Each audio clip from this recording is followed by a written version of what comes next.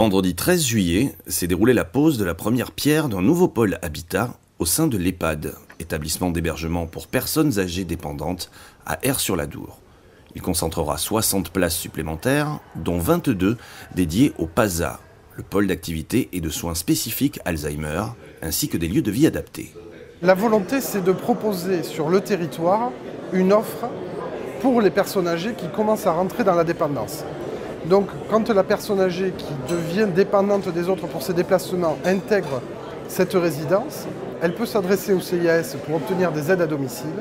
Et si la dépendance devient trop importante, elle peut s'adresser en face à l'EHPAD pour être prise en charge de façon médicalisée. Les personnes atteintes de la maladie d'Alzheimer ont souvent des troubles du comportement, dont de la déambulation. Elles déambulent dans les bâtiments. On a besoin d'unités spécialisées dans lesquelles elles pourront déambuler tranquillement, sans frein.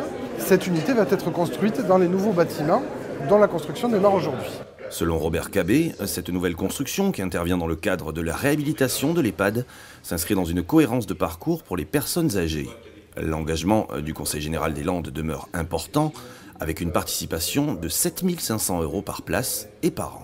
Nous avons voulu montrer la cohérence d'un projet qui constitue un parcours résidentiel pour la personne âgée. C'est-à-dire que la personne âgée va commencer à venir ici dans la résidence senior, qui est une résidence publique et locative.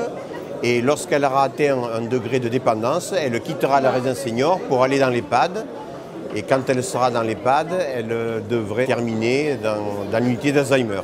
Donc c'est pour ça que je développe le concept d'un parcours résidentiel pour montrer qu'en définitive, il faut qu'on adapte nos outils à l'évolution et à la dégradation de la dépendance des personnes âgées.